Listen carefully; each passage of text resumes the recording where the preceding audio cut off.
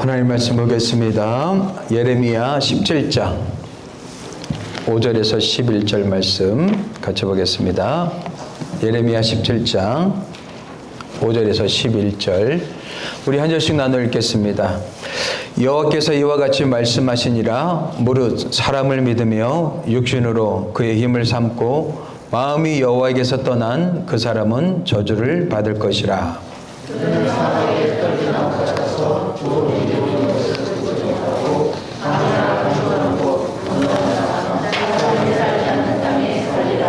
그러나 무릇 여호와를 의지하며 여호와를 의뢰하는 그 사람은 복을 받을 것이라. 그는 누가의 심어진 나무가 그 뿌리를 완전히 뻗치고 그가 올지라도 두려워하지 않으며 그 앞이 성성하며 바람은 내리고 천정이 오고 결실이 그치지 아니하느니라. 만물보다 거짓되고 심히 부패한 것은 마음이라. 누가 능히 이를 알리오마는. 나 여호와는 심장을 살피며 폐교를 시험하고 각각 그의 행위와 그의 행실대로 보응하노니. 같이 읽겠습니다. 불의로 치부하는 자는 자고새가 낫지 아니한 알을 품은 같아서 그의 중년에 그것이 떠나겠고 마침내 어리석은 자가 되리라. 아멘. 한 주간 주 안에서 평안하셨습니까? 예. 무더위로 지치고 또 너무 덥다 보니까 또 에어컨을 켜서 많은 사람들이 또 여름 감기에 이렇게 걸리는 것 같습니다. 건강을 조심하시고요. 늘 성령 안에 깨어있는 우리 공동체가 되었으면 좋겠습니다. 오늘 하나님께 뿌리 내린 사람이란 제목으로 같이 말씀을 나누길 원합니다. 사람들은 인생을 살아가면서 달콤한 열매를 추구하는 것 같습니다. 예. 어떤 보이는 그 결과를 우리가 소망하고 바라면서 그것을 향해서 열심히 달려가게 되죠. 하지만 인생을 살다 보면은 열매보다 더 중요한 게 있습니다. 그게 뿌리죠. 근데 뿌리가 중요하다고 생각하고 뿌리의 깊이를 위해서 뿌리의 건강함을 위해서 이렇게 노력하는 사람은 그다지 많지 않은 것 같습니다. 그 뿌리가 또한 어디에 뿌리를 내리고 있는가 살펴보는 사람도 많지 않은 것 같아요. 일본의 또 중국에서 나는 그 모소라는 대나무가 있는데 이 나무는 4년 동안 기껏 자라봐야 10cm의 안팎이라고 하죠. 그런데 4년 이후에는 하루가 다르게 그냥 쑥쑥 자란다고 합니다. 그 4년 동안은 뭐 하는 거예요? 뿌리를 내리는 기간이란 말이죠. 뿌리가 깊이 내리고 그리고 잘 뻗어 나가니까는 나무가 잘 성장한단 말이죠. 어쩌면 우리 아이들이 성장하는 그 과정들은 전부 다 뿌리를 내리는 기간들이 있죠. 근데 우리는 우리는 중점을 두지 않고 열매만 자꾸 생각한단 말이죠. 뿌리가 깊으면, 뿌리가 좋으면은 좋은 열매를 맺게 돼 있어요. 저는 여러분들이 뿌리를 깊이 들여다볼 수 있는 그런 삶이 되었으면 좋겠습니다. 오늘 두 가지 종류의 나무에 대해서 이렇게 얘기해 주고 있습니다. 두 가지를 비교해 주고 있어요. 그 첫 번째가 사막에 심겨진 떨기나무에 대해서 얘기해 주고 있어요. 사막에 심겨진 떨기나무 같은 그 사람에 대해서 얘기해 주고 있습니다. 한번 5절 6절 다시 한번 보십시오. 같이 읽겠습니다. 시작. 여호와께서 이와 같이 말씀하시니라. 무릇 사람을 믿으며 육신으로 그의 힘을 삼고 그의 마음이 여호와께서 떠난 사람은 저주를 받을 것이라. 그는 사막의 떨기나무 같아서 좋은 일이 오는 것을 보지 못하고 광야 간조한 곳 건건한 땅 사람이 살지 않는 땅에서 살리라. 사막에 심겨진 나무, 즉 떨기나무 같은 인생이 있다는 겁니다. 이런 사람은 어떤 사람입니까? 먼저 사람을 믿는 사람이, 사람을 의지하는 사람이라는 것이죠. 여러분들, 문제는 사람 자체가 아니죠. 사람을 사랑하지 말라는 말씀도 아니에요. 여러분들 부모든 자녀든 사람들, 친구들, 목회자들, 성도들 모두가 다 하나님 주신 선물들이에요. 그런데 문제는 그들이 하나님 자리에 있다는 것이죠. 지나치게 사람을 의지하는 사람. 사람은요, 무엇인가를 의지하게 돼 있어요. 세상을 살면서요, 우리 살아가면서 점점점 강력하게 의지하는 게 돈이죠. 왜요? 세상에서 돈보다 더 큰 힘이 없기 때문에. 그래서 어느샌가 모르게 우리의 중심에 뭐예요? 순수함을 다 잃어버리고 세상의 욕심과 욕망에 이끌려서 우리는 그것을 추구하는 삶을 살고 있단 말이죠. 하나님이 우리 인간을 창조하셨습니다. 하나님은 우리의 주인이십니다. 하나님은 창조주세요. 그 하나님이 우리 인간과 함께 동행하면서 우리 인생의 주인이 하나님이심을 말씀하고 계세요. 그런데 사람들은요, 점점점 살아가면서 그 창조주를 마음에 모시기보다 세상의 것들이 그 마음을 점검하고 세상의 것이 그 마음을 지배하는 것을 보게 돼요. 그래서 결국 하나님보다 뭐예요? 보이는 사람을 의지하고 보이는 물질을 의지하고 보이는 세상을 따라가게 된단 말이죠. 그래서 그것으로 힘을 삼아요. 그리고 그 사람을 뭐라고 표현하고 있습니까? 마음이 여호와께서 떠난 사람이라고 얘기하고 있어요. 인간에게 가장 중요한 중심은 마음이죠. 무릇 지킬 만한 것보다 내 마음을 지키라고 그랬어요. 왜요? 생명의 근원이 이에서 나기 때문에 그래요. 모든 것은 마음에서 결정된단 말이죠. 우리 마음을 지으신 하나님께서 우리의 마음의 중심에 거하시길 바라시는데 우리가 세상 살면서 점점점 자꾸 그것을 놓쳐버린단 말이죠. 그래서 나도 모르게 어떻게 해요? 마음이 점점점 사막에 심겨진 떨기나무처럼 팍팍해져 가는 거예요. 그리고 거칠어져 가고 메말라져 간단 말이죠. 그래서 모든 인생들이 목마른 인생을 살아가고 있어요. 그런 삶을 하나님은 저주라고 얘기하고 있습니다. 저주는 딴 게 아닙니다. 하나님을 떠나는 인생이 저주라는 거예요.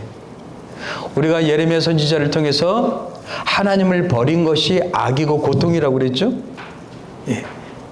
여러분들, 하나님을 떠난 순간부터 인간의 삶은 악이고 고통이라는 거예요. 그리고 오늘 말씀에는 또 저주라고 얘기하고 있습니다. 악과 고통은요, 하나님이 주신 게 아니에요. 인간이 하나님을 싫어하고 마음에 두기 싫어함에 하나님을 버린 그 결과란 말이죠.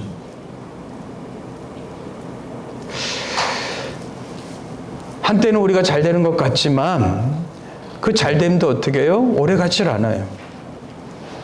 어떤 순간에는 내가 막 행복한 것 같아요. 근데 그 행복도 어떻게 해요? 오래 가질 않아요. 어떤 순간에 내 뜻대로 막 펼쳐지는 것 같은데 어느 순간 탁 막혀버린단 말이죠. 인생이라는 게 내 생각과 마음과 뜻대로 절대로 되지 않습니다. 왜요? 인생은 우리가 주인이 아니기 때문에 그래요. 우리는 인생 가운데 하나님을 주인으로 모시고 사는 사람들입니다. 근데 지금 이 사막은 하나님이 없는 상태를 얘기해 주고 있어요. 마이크 소리가 좀 괜찮은가요? 제가 좀 먹먹하게 들려요. 좀 만져주세요. 김주사님. 여기서 저주는 벌을 의지하지 않습니다. 하나님과 생명이 끊어진 관계, 끊어진 상태를 얘기해 주고 있어요. 그래서 하나님을 떠나고 버린 순간 인간은 악이 되고 고통이 되고 저주가 된다는 사실이죠. 근데 사람들은요, 하나님을 떠나고 나서 그런 생각들을 가져요. 이 사람만 있으면 괜찮아? 돈만 있으면 괜찮아? 건강만 있으면 괜찮아? 내 경험이 있으면 돼? 하면서 자꾸 세상의 것들을 의지하게 되죠. 근데 이 모든 것들은 전부 다 우리의 중심에 앉으려고 합니다. 마치 처음 인류인 아담과 하와가 사단에게 속아서 이 선악과를 먹으면 너가 하나님같이 될 거야. 이 속임수에 지금도 우리는 모두가 속고 살고 있는 것이죠. 우리가 가지기만 하면, 소유하기만 하면, 우리가 높아지기만 하면 마치 자기가 하나님이 될 것처럼 생각하며 살고 있단 말이죠. 그러한 인생을 여러분들 사막의 떨기나무와 같다고 얘기하고 있습니다. 왜요?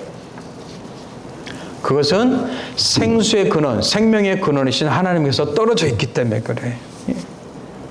그래서 인생은요, 젊었을 때는 잘 모르죠. 이제 학교 생활을 졸업하고 사회생활 하면서부터 인생이 어떻게 해요? 아, 쉽지 않구나. 만만하지 않구나. 그걸 점점점 이제 깨달아가기 시작하죠. 하나님은 여러 가지 삶 속에서 여러 가지 문제와 시험과 그리고 여러 가지 테스트를 통하여서 우리를 성장시켜 갑니다. 그리고 그것이 전부가 아님을 깨달아 알게 하시죠. 어쩌면 많은 사람들이 그런 삶을 살아가죠. 인생에서 이것만 가지면 행복할 줄 알았는데 그렇지 못하는 거예요. 이것을 얻으면 행복할 줄 알았는데 그렇지 못하단 말이지. 어쩌면 그렇지 않은데도 그런 것 같아요. 우리가 인생 사다 보면 마음을 자꾸 어떻게 해요? 빼앗기죠. 세상은요, 우리의 마음을 갉아먹습니다. 때로는 고난과 시련으로, 어려움으로, 염려와 걱정으로, 때로는 질병으로 우리의 마음을 갉아먹는단 말이죠. 그렇다 보면 우리도 어떻게 해요? 마음을 또 중심을 놓치고 빼앗기고 우리의 마음도 흐트러지게 되죠. 그러면 가장 중심에 하나님이 계셔야 될 것을 빼앗기게 된단 말이에요. 결국 그러면 어떻게 해요? 삶 속이 어떻게 해요? 또 메말라져 가요. 그러면 기쁨도 잃어버리고 감사도 잃어버리고 또 우리 하나님 앞에 예배하는데 그 감격도 사라져버리게 되지. 왜 그래요? 여러분들 문제는 환경이 아니라는 거예요. 우리는 환경 탓을 많이 하죠. 이러기 때문에 저러기 때문에 환경이 문제가 아니라 뿌리의 문제라는 겁니다. 나무가 여러분들 그 뿌리가 여러분들 물의 근원에 이렇게 뿌리가 깊이 닿아 있다면 그 나무는 시들지 않을 거예요. 제가 나무를 수국을 제가 좀 많이 키웠는데 그거를 좀 크게 키우고 싶어 갖고 화단에 심었어요. 근데 화분에 있는 수국은요 매일 물을 줘야 됩니다. 그리고 화단에 심어갖고 제가 물을 좀 뜨문뜨문 줘도 괜찮을 거라고 생각했는데 화단에 심었어도 또 계속 물을 줘야 되는 거예요. 자라지도 않아요. 땅이 좀 수분을 머금어서 물을 좀 공급해 줬으면 좋겠는데 그렇지는 못한단 말이에요. 저 화단에 있는 흙이 조금 약간 마사토기 때문에 물이 다 빠져버리는 거예요. 그리고 매일매일 물을 줘야 되는 거예요. 물을 줬을 때는 어떻게 해요? 좀 살아나고 꽃이 활짝 피면서 예쁜 것 같아요. 근데 하루만 지나면 어떻게 해요? 또 시들어버리고 축 늘어져 버려요. 저 수국을 보면서 우리 인생 같아요. 월급을 받으면 확 피어나는 것 같아요. 근데 2, 3일 지나면 또 이놈의 직장하고 또 가요. 예. 장사가 어느 날 너무 잘 돼요. 그래, 이대로만 된다면 내가 대박이 나서. 근데 어느 순간 보면 어떻게 해요? 또 메말라 버린단 말이지. 사람을 통해서 굉장히 많은 힘과 기운을 얻어요. 아, 그래, 이런 좋은 사람. 근데 어느 순간 그 사람이 나를 배신해요. 인간은요, 이 업다운이 계속되고 있어요. 인생이라는 게 그래요. 그 속에서 우리는 어떻게 해요? 웃다가 울다가 행복한 것 같기도 하고 또 그렇지 않은 것 같기도 하고 이것이 계속 반복되고 있는 것이죠. 그러다가 점점점 어떻게 해요? 마음은 점점점 메말라져 가면서 아, 인생이 쉽지 않구나. 우리 자녀를 키울 때도 그렇죠. 어렸을 때 얼마나 이쁩니까? 그냥 눈에 넣어도 안 아플 정도로 그냥 이쁘고. 근데 이제 초등학교, 중학교 들어가면서 어떻게 해요? 이놈이 또 말썽을 피우기 시작하네요. 내 뜻대로 되지 않아요. 생각대로 되지 않는단 말이죠. 그러면서 인생이 어떻게 해요? 점점 어려워지고 힘든 것이죠. 왜요? 우리는 뿌리보다 자꾸 위에 결과, 열매, 거기를 지향하고 있기 때문에 그래요. 여러분들 진짜 강한 사람은 어떤 사람입니까? 예, 뿌리가 강한 사람이죠. 저는 여러분들이 무엇보다도 내면, 마음을 잘 가꾸게 되길 주님을 축복합니다. 예. 내면이 강한 사람이 됐어요.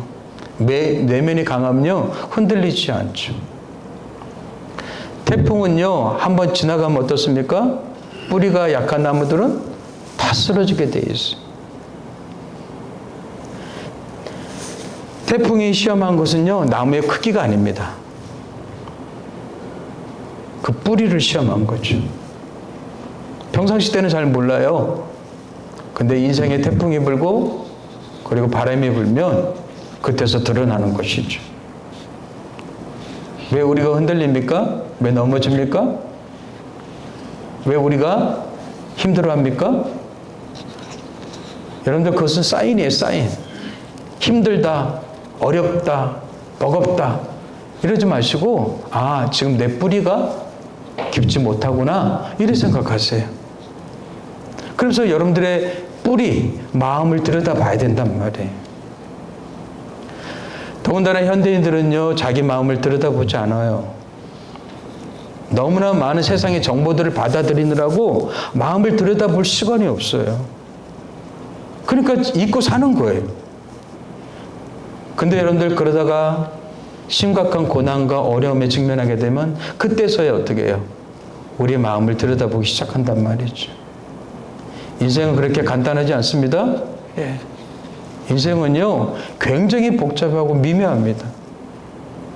쉽지 않단 말이죠. 그래서 많은 사람들이 인생을 살아보면 쉽지 않은 인생이라고 얘기해요.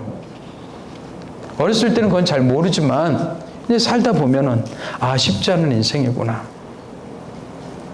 그 쉽지 않은 인생을 모두가 살아내는 거예요. 예. 그래서 여러분들 세상에서 성공한 사람만 잘 산 게 아니라 살아낸 사람들이 다 잘 산 거예요. 여러분들이 스스로에게 좀 격려했으면 좋겠습니다. 난 지금까지 잘 살아왔다. 예. 한번 격려했으면 좋겠어요. 예. 따라해 보세요. 지금까지 잘 살아왔다. 예. 잘 살아오셨어요. 또 앞으로도 잘 살아가게 될 거예요. 예. 하지만 세상 사람처럼 살지 않았으면 좋겠어요. 세상 사람들은요, 마음과 뿌리를 보지 않고 열매와 결과만 쫓아 산단 말이에요. 근데 그러한 인생을 우리는 사막의 떨기나무 같은 인생이라고 얘기하고 있어요. 반면에 물가에 심겨진 인생이 있어요. 예. 물가에 심겨진 나무 같은 사람이 있단 말이죠. 7절, 8절 한번 보십시오. 같이 읽겠습니다. 시작. 그러나 무릇 여호와를 의지하며 여호와를 의뢰하는 그 사람은 복을 받을 것이라. 그는 물가에 심어진 나무가 그 뿌리를 강변에 뻗치고 더위가 올지라도 두려워하지 아니하며 그 입이 청정하며 가무는 해에도 걱정이 없고 결실이 그치지 아니한 같으리라.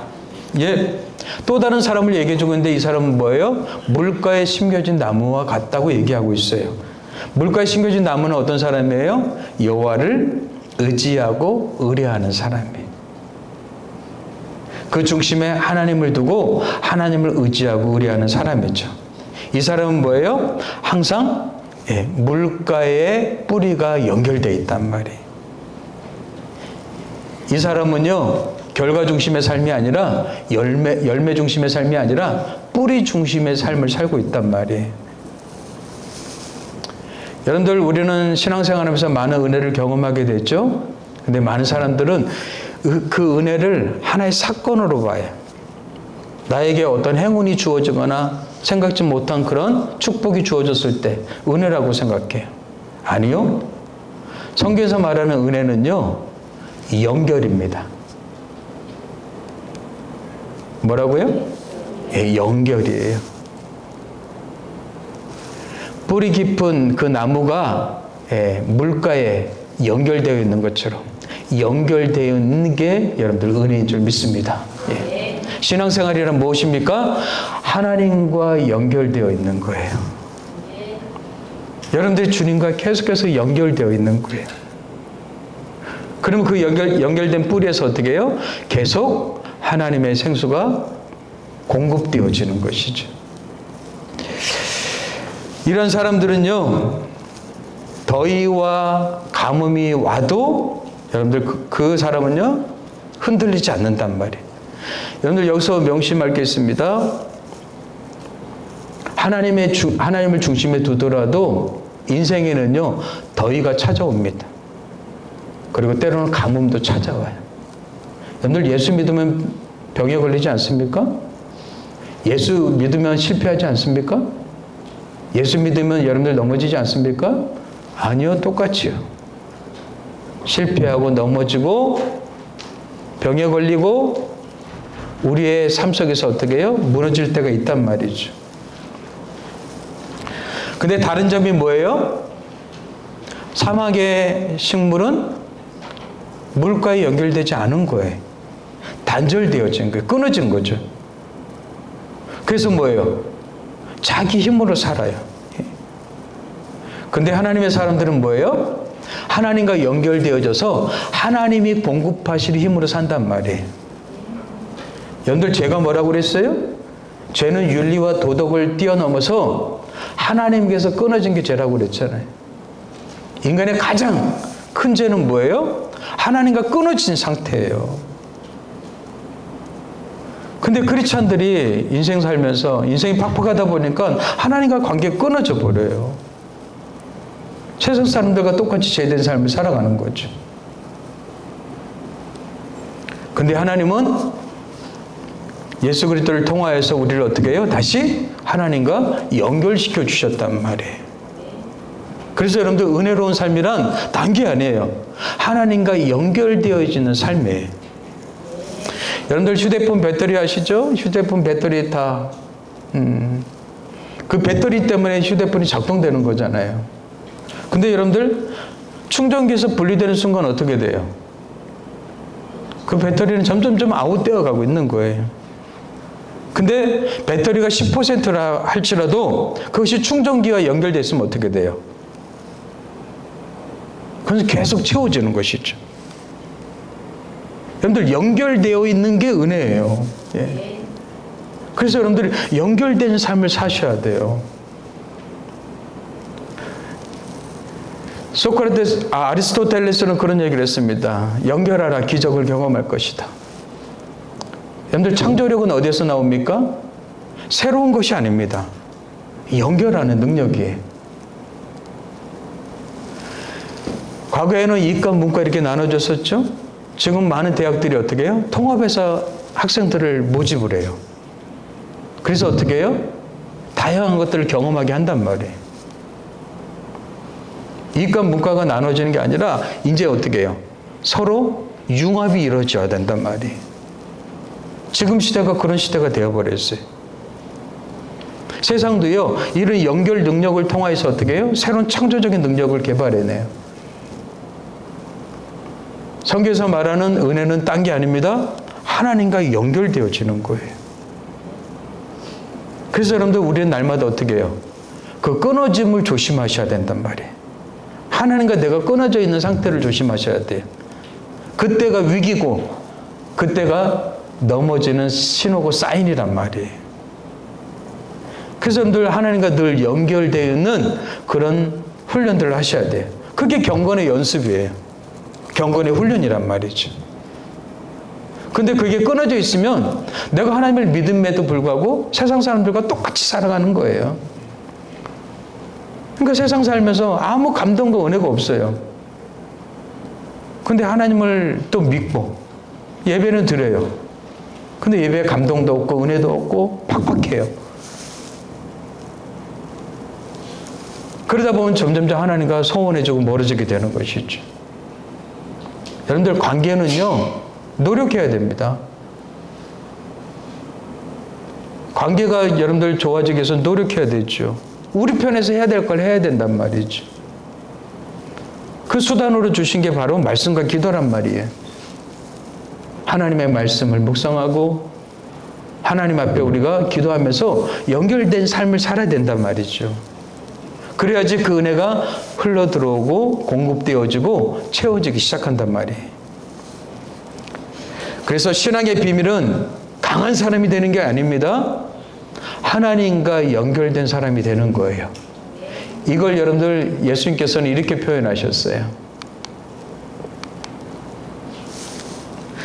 요한복음 15장 5절에 같이 읽어보겠습니다. 시작. 나는 포도나무요 너희는 가지라. 그가 내 안에 내가 그 안에 거하면 사람이 열매를 많이 맺나니 나를 떠나서는 너희가 아무것도 할 수 없습니다. 그렇죠. 가지는요 나무에 붙어 있어야죠. 그래야 열매를 맺죠. 붙어 있지 않고 어떻게 열매를 맺을 수 있어요? 신앙은요 주님과 연결되어 있는 삶이에요. 연결되어 있는 가운데 하나님의 크신 은혜를 경험하고 능력을 경험하고 기적을 체험하고 생각지 못한 은혜를 맛보기 시작한단 말이에요. 그래서 여러분들 주님과 계속 연결되어 있어야 돼요. 근데 연결되어 있지 못하단 말이에요. 계속 연결되어 있으면 좋겠는데 그러지 못하단 말이에요. 왜 그래요? 사람의 마음 때문에 그래요. 그 마음을 여러분들 9절에서 이렇게 표현하고 있습니다. 같이 읽겠습니다. 시작. 만물보다 거짓되고 심히 부패한 것은 마음이라. 누가 능히 이를 알리오마나. 예, 만물보다 거짓되고 부패한 것이 인간의 마음이래요. 이 표현은 뭐예요? 이 인간의 마음이요 하나님을 마음에 두기 싫어한다는 거예요. 왜 그래요? 마음이 거짓되고 부패하기 때문에. 그럼 왜 마음이 거짓되고 부패해요? 성경은 그것을 죄 때문이라고 그래요.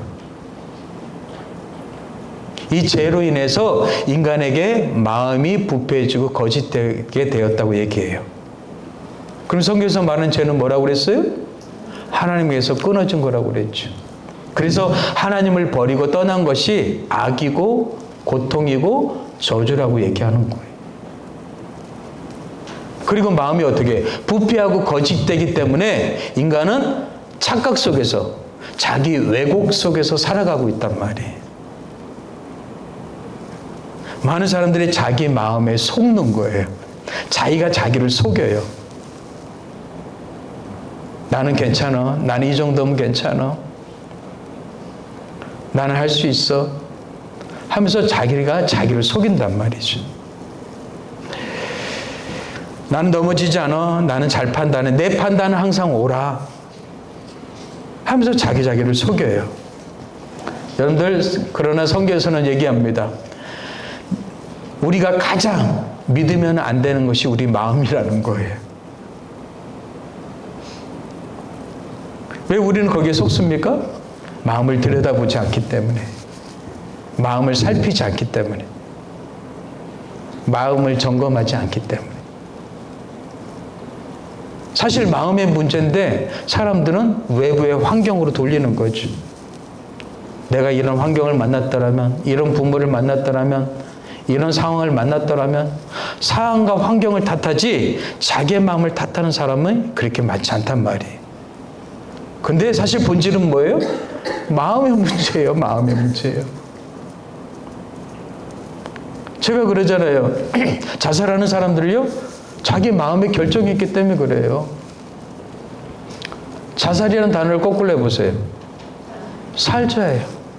그래, 내가 죽을 힘이 있으면 내가 그 각오를 갖고 내가 살아보겠다. 이런 마음을 가지면 뭐예요? 살게 되는 거죠. 뒤집어 보세요. 제가 도구가 거꾸로 하면 뭐라고 그랬어요? 도구. DOG, 도구. 예. 거꾸로 하면 뭐예요? 가시 되잖아요. 좀 속되게 표현되는 것 같지만 개 같은 인생도 여러분들 뒤집으면 뭐예요? 하나님 같은 인생이 될 수 있단 말이에요. 하나님 여러분들을 존귀하게 만드셨습니다. 존귀하게 창조되었습니다. 저는 여러분들이 존귀하게 살게 되길 바랍니다. 개 같은 삶을 살지 않게 되길 바랍니다. 그러기 위해서는 여러분들의 마음을 살피셔야 돼요. 내 마음은 지금 어떤 상태인가? 근데 여러분들 스스로 살펴보면 뭐예요? 이 정답이 없어요. 혼란스러워요. 갈팡질팡한단 말이죠. 우리 마음의 거울 되시는 하나님의 말씀이 있단 말이에요. 그 말씀을 묵상하면서 어떻게 해요? 그 말씀을 들여다보면서 내 마음을 비춰봐야 되죠. 그래서 여러분들 말씀을 묵상하라고 하잖아요. 묵상한다는 것은 뭐예요? 그 말씀으로 내 마음을 비춰보라는 뜻이에요. 여러분들 묵상하다가 영어로 메디테이션이라고 그랬죠? 근데 그 어원이 뭐예요? 메디슨. 약하고 똑같다고 그랬어요. 하나님의 말씀을 마음으로 깊이 묵상하잖아요? 내 마음에서 뭐예요? 치유가 일어나기 시작한단 말이에요. 회복이 일어나기 시작한단 말이에요. 하나님의 말씀은 살아있고 운동력이 있기 때문에 그래요. 인간의 말과 하나님의 말씀은요, 차원이 다른 거죠. 인간의 말은요, 시건해요. 때로는 거짓돼요. 상황에 따라서 달라져요. 그러나 하나님의 말씀은 뭐예요? 영원토록 1.1획도 변함이 없는 게 하나님의 말씀이라고 그랬어요. 그래서 이 하나님의 말씀을 중심에 두고 그 말씀을 붙들고 사는 사람들이 크리스찬이란 말이죠. 그렇다면 여러분들 하나님과 연결되라는 것은 뭐예요? 말씀과 연결되라는 거예요. 말씀은 하나님의 생각이라고 그랬잖아요. 하나님의 생각과 연결되어 있으라는 거예요. 그래서 우리의 마음을 살피라는 거예요. 그러면 여러분들 우리의 마음이 얼마나 거짓되고 얼마나 부패했는가를 우리는 발견하게 돼요. 그리고 그것을 있는 그대로 하나님께 가져가는 거예요. 하나님, 제 마음이 이렇게 부패한지 이렇게 거짓된지 몰랐습니다. 제가 제 자신을 속이면서 살아왔습니다. 이제는 주님의 마음을 제가 품길 원합니다. 주님의 마음을 가지길 원합니다. 이렇게 기도하라는 거예요. 근데 여러분들 주님의 마음을 갖기 시작하면요, 희한하게 마음에서 생명력이 생기기 시작해요. 그리고 인생에 감사가 생기기 시작해요. 그리고 또 어떻게 겸손해져요. 예. 왜요? 하나님의 생명력을 공급받잖아요. 그러면 하나님 앞에 이런 은혜가 흘러넘친단 말이죠. 근데 그렇지 못한 사람은 거꾸로죠. 예. 여러분들 인생 가운데 감사가 사라졌습니까? 겸손을 잃어버렸습니까? 평안을 잃어버렸습니까? 내 마음이 지금 뭐예요? 주님과 연결되어 있지 않다는 사인이죠. 여러분들 그걸 통해서 여러분들의 마음을 들여다보시란 말이에요. 아, 나는 지금 어떤 상태인가? 예. 하나님은 우리의 마음을 너무나 잘 알고 계셔요. 그 하나님께서 여러분들 사막과 물가라는 그 비유를 통해서 인생의 마음을 비춰준 거란 말이죠. 그래서 여러분들 사막과 물가는요, 소유의 문제가 아니에요. 마음의 문제란 말이에요. 그래서 여러분들 마음 점검하시면서 살게 되길 바랍니다. 예. 날마다 여러분들 하루를 마치면서 마음을 점검해 보세요. 그리고 마음을 여러분들 새롭게 하셔야 돼요. 과거의 마음으로 살지 마십시오. 하나님은 날마다 새롭게 해주시는 마음을 주신단 말이에요. 그래서 로마서 12장에는 뭐라고 얘기하고 있어요? 너희 마음을 새롭게 하고 변화를 받아 이랬어요. 여러분들 변화란 무엇입니까? 마음을 새롭게 하는 것이죠. 그래야지만 하나님의 선하시고 기뻐하시고 온전하신 뜻이 무엇인지 분별할 수 있는 분별력이 생긴단 말이지. 지금 시대의 문제는 여러분들 분별력입니다. 분별력. 많은 사람들이 이 분별력이 필요하단 말이에요. 특히 크리스찬들은 뭐예요? 영적 분별력이 필요한 것이죠. 근데 여러분들 우리 부패하고 거짓된 마음은 끊임없이 어떻게 해요? 죄를 향해서 달려가게 돼 있어요. 그래서 여러분들 창세기 6장에서는요, 죄를 경향성으로 표현하고 있어요. 경향성이란 인클러네이션이라고 해서 이렇게 기울어졌다는 뜻이에요. 그러면 여기 기울어진 곳에 여러분들 공을 놔두면 어떻게 돼요? 그냥 내버려둬도 어떻게 해요? 흘러가죠. 인간은 끊임없이 죄를 향해서 흘러가고 있단 말이에요. 그래서 여러분들 죄가 뭔지를 정확하게 아셔야 돼요. 죄는요, 어떤 행위가 아니에요. 행위 이전에 잘못된 사랑이에요. 잘못된 것을 사랑하는 게 죄란 말이에요. 그래서 아우구스티누스라는 아주 유명한 성자죠. 이분은요, 죄를 잘못된 사랑이다 라고 이렇게 정의를 했어요. 우리가 하나님을 사랑해야 되는데 이게 올바른 사랑이죠. 근데 하나님 외에 다른 것을 사랑하기 시작하는 거예요. 여러분들, 이 세상의 것은 영원한 게 없습니다. 다 사라집니다. 다 없어집니다. 그것은 하나의 수단이고 도구에 불과해요. 여러분들의 직장, 돈, 여러분들이 타고 다니는 자동차, 이 모든 것들은 전부 다 수단이고 도구예요. 근데 그것이 목적이 되면 안 된단 말이에요. 인생의 진정한 목적은 하나님밖에 없어요. 영원하신 분은 하나님밖에 없단 말이에요. 그래서 하나님의 백성들은 하나님을 목적으로 두고 살라는 거예요. 그리고 그분과 연결되어서 살라는 거예요. 그래서 연결되어지니까 아하, 내 인생의 목적이 이것이구나 라는 걸 발견하게 되죠. 이게 없으면요, 인생은 그냥 밥 벌어먹는, 모든 것들은 다 밥 벌어먹는 수단밖에 되지 않죠. 진짜 행복한 사람은 어떤 사람입니까? 자기 목적이 무엇인지를 알고 그 목적을 향해서 살아가는 사람이죠. 죄는요, 잘못된 것을 사랑하게 만듭니다. 그리고 그것은 달콤하죠. 아이들, 여러분들 단 거 얼마나 좋아해요? 예. 사탕, 젤리 얼마나 좋아해요? 근데 그 순간 달콤함을 주지만 점점점 어떻게 돼요? 이가 썩어가죠. 망가지게 되죠. 우리 인생도 마찬가지죠. 달콤함을 쫓다 보면은 정작 중요한 거를 다 놓치며 살게 된단 말이죠. 진짜 지혜로운 사람은 어떤 사람이에요? 무엇이 중요한지를 알고 그것을 위해서 내 시간과 마음을 투자할 수 있는 사람이죠. 잘못된 사랑을 쫓아가지 마십시오. 네, 진짜 사랑을 우리가 쫓아가야 되죠. 이 사막과 물가는요, 또 다른 문제는 공급의 문제예요. 네. 결국 여러분들 사막은요, 자기 힘으로 공급하는 거예요. 그러니까 힘들다고 하는 거예요. 그런 인생을 향해서 예수님은 수고하고 무거운 짐진 자들아 다 내게로 오라 초청하고 계시는 거예요.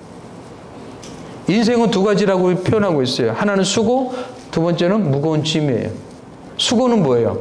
인생을 살아가는 것이 버겁다는 거예요. 그래, 하루를 마치면 우리는 전부 다 뭐라고 해요? 수고하셨습니다 그러잖아요. 또 하나는 무거운 짐이에요. 무거운 짐은 뭐예요? 우리 안에 있는 죄란 말이지. 예.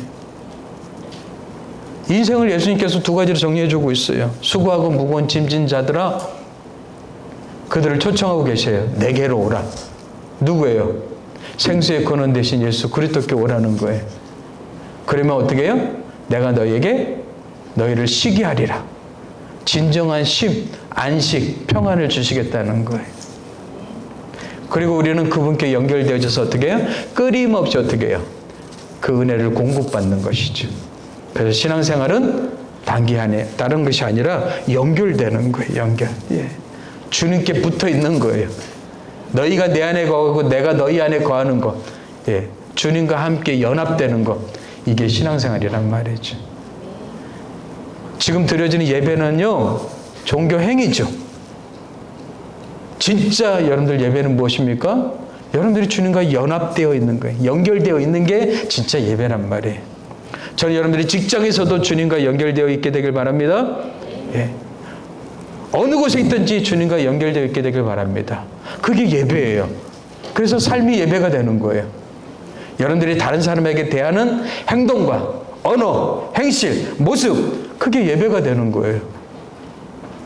가난한 사람을 향한 그 마음, 그 예배가 되는 거예요. 여러분들이 행하는 모든 것들이 전부 다 예배가 되는 거예요. 근데 우리는 그 예배를 어떻게 해요? 상실하고 잃어버리고 세상 사람들과 똑같이 살아간단 말이에요. 그냥 밥 벌어먹기 위해서 마지못해서 직장 가고 그냥 또 하루를 또 살아내고. 아니에요. 날마다 여러분들이 새로워졌으면 좋겠어요. 여러분들에게 주어지는 하루하루가 기쁨이 되었으면 좋겠습니다. 제가 그랬죠? 과학자들이 발견한 게 지구와 지금 태양이 어떻게 해요? 한 곳에 머물러 있는 것이 저기 한 번도 없었죠? 계속해서 우주를 향해서 달려가고 있다고 그러잖아요. 얼마나 이 우주가 광대하면 어제의 하늘은 오늘의 하늘과 같지 않다고 그러잖아요. 뭐예요? 날마다 새롭다는 거예요. 그래서 여러분들 프레젠트 현재가 뭐라고 그랬어요? 선물이라고 그랬잖아요. 하나님이 주신 선물이에요. 하나님 주신 선물을 여러분들 그냥 의미 없이 가치 없이 매일매일 반복되는 그 일상 속에서 살아가시겠습니까? 어제 죽은 사람은 오늘을 그토록 바라던 내일이었다고 그러잖아요. 누군가에게는 너무나 소중한 하루예요. 너무나 아름답고 눈부실 정도로 바라보는 하루란 말이죠. 근데 누구한테는 단조롭고 따분하고 너무나 그냥 쉽게 생각하는 하루로 생각하는 사람들이 있단 말이죠. 아닙니다. 매일매일 하나님 주신 선물로 받아들이면서 아름답게 살아가게 되길 바랍니다. 그러기 위해서는 여러분들 주님과 연결되어 있어야 된단 말이에요. 근데 인간의 마음이 거짓되고 부패하기 때문에 이걸 모른단 말이죠. 그래서 하나님은 우리한테 권면하고 계세요. 우리의 마음을 너무나 잘 아시는 하나님께서 이렇게 얘기하고 계세요. 나 여호와는 심장을 살피며 폐부를 시험하고. 심장과 폐부는 뭐예요? 우리 마음이에요. 마음. 우리 중심이에요. 우리 중심을 살피신단 말이죠. 그 행위와 그의 행실대로. 그 중심에서 행위와 행실이 나타나는 거죠. 근데 사람들의 마음이 거짓되고 부패하니까 뭐예요? 불의로 치부하는 자. 불의로 치부하기 시작한단 말이에요. 왜요? 하나님께 공급되는 것이 없으니까 자기 스스로 살아야 되니까 불의로 치부한단 말이에요. 그를 그 당시에 자고새로 비유하고 있어요. 이 자고새는요, 꿩과입니다. 꿩과. 꿩과에 속하는 새예요. 근데 그 당시 사람들은요, 이 자고새가요, 자기가 낳지 아니한 알을 품는다고 이렇게 생각하고 있었어요. 근데 지금 조류 박사들은 자고새가 그런 새가 아니라고 얘기하고 있어요. 근데 여러분들 뻐꾸기 아시죠? 뻐꾸기는요, 둥지를 만들 능력이 없대요. 그래서 남의 둥지에다 알을 낳는데요. 근데 뻐꾸기 알이 좀 이렇게 일찍 부화하나 봐요. 그래서 그 부화한 그 뻐꾸기 새가요, 나머지 알을 밀어내버린대요. 그래 놓고 먹이를 어떻게 해요? 그 새로부터 받아먹는 거예요. 그리고 그 밀어뜨리는 그 행위를 우리는 탕란이라고 합니다. 탕란. 탕란. 그리고 자기가 그것을 막 받아먹어요. 그래 놓고 어떻게 해요? 조금 크면 어떻게 해요? 이제 그 둥지를 떠나서 날아가 버려요. 그 비유를 지금 얘기하고 있어요. 자고새가 낳지 아니한 알을 품은 것 같아서 그의 중년에 그것이 떠나겠고 마침내 어리석은 자가 되리라. 떠나버리고 어리석은 자가 된다는 거예요. 마음이 부패하고 거짓된 상태에서 그대로 방치하면서 사막 같은 인생을 살게 되면 인생은 결국 뭐예요? 불의로 치부하는 자가 된다는 거예요. 불의로 치부하는 자는 어떤 사람입니까? 여러분들 지금 예레미야 시대 BC 700년 시대의 사람이에요. 근데 그 당시의 사회도요, 많은 사람들이 가난한 사람을 착취하고 재판을 매수해서 유전무죄가 돼버리고 뇌물을 받고 고리대금 이자가 높고 그리고 권력형 부패가 만연했대. 그때나 지금에는 뭐예요? 똑같단 말이에요. 똑같아요. 시대가 변한 것이지 인간이 변한 게 아니에요. 사람은 과거나 현재나 미래나 똑같습니다. 죄된 인간은요, 하나님을 떠난 인간은 사막 같은 인생을 살기 때문에 불의로 자기를 치부하게 돼 있어요. 그것이 마치 하나님이냐? 그래서 계속해서 그 욕심과 탐욕에 의해서 어떻게 해요? 지배받고 사는 것이죠. 그리고 그 욕심과 탐욕이 자기의 실이 되는 거예요. 그래서 만족을 압니까? 모릅니까? 모르죠. 만족을 모르고 살고 있는 거죠. 근데 물가에 심겨진 나무는 어떻습니까? 하나님과 연결되어져 있기 때문에, 하나님 주시는 그 은혜와 감동과 감격이 있기 때문에 이제 불의로 치부하지 않게 되죠. 지금 하나님은 예레미야 선지자를 통해서 우리한테 이렇게 도전하시고 계시는 거예요. 너 지금 사막처럼 네 힘으로 살면서 불의로 치부하면서 살래? 아니면 물가에 심겨진 인생처럼 나와 연결되어져서 하나님이 주시는 기쁨과 만족과 은혜 가운데 살아갈래? 지금 우리한테 이렇게 도전하고 계시는 거예요. 제 인생 살아보니까 그렇더라고요. 네, 하나님 앞에 붙어서 연결되어져서 살아가는 게 가장 큰 행복이더라고요. 하나님과 떨어져서 살아보니까 거기에는요, 만족이 없고 기쁨이 없어요. 자꾸 욕심과 욕망이 나를 지배하게 되고요, 결국 어떻게 해요? 팍팍한 삶을 살아가게 되는 것이죠. 그래서 나이가 들어서 많은 사람들이 잘 살았다 이렇게 얘기해야 되는데 인생이 재미없다라고 그래요. 왜요? 자기 욕심과 욕망만 추구하게 되면 인생은 재미가 없어요. 재미보다 중요한 건 의미입니다. 속도보다 중요한 게 방향인 것처럼 재미보다 중요한 건 의미예요. 여러분들의 마음을 살피지 않으면 우리는 재미를 쫓아서, 욕심과 욕망을 쫓아서 불의한 삶을 살게 돼 있어요. 하지만 여러분들이 주님과 연결되어 있다면 여러분들이 목마르지 않고 메마르지 않는 물가에 심겨진 나무처럼, 더위에도 가뭄에도 여러분들 두려워하지 않는다고 그랬어요. 인생은요, 모릅니다. 생각지 않을 때 태풍이 불어닥쳐요. 고난이 불어닥친단 말이에요. 크리스찬이라고 예외 없습니다. 근데요, 하나님과 연결되는 사람은요, 흔들리지 않는다는 거예요. 그 태풍 속에서도 요동하지 않는다는 거예요. 저는 여러분들이 자로나 우로나 치우치지 않으면 흔들리지 않는 삶을 살게 되길 주님으로 축복합니다. 네. 불의로 지배하는 사람은 결국 어떻게 돼요? 내 것이 아닌데 내 것인 것처럼 살고 있는 사람들이에요. 결국에는 그것을 떠나버리고 어떻게 해요? 어리석은 자가 된다고 얘기하고 있어요. 어리석은 자는 누굽니까? 하나님이 없는 인생의 어리석은 자죠. 우리도 그런 사람들이었어요. 근데 예수 그리스도께서 우리 대신에 그 메마른 인생을 십자가에서 대신 죽어주셨어요.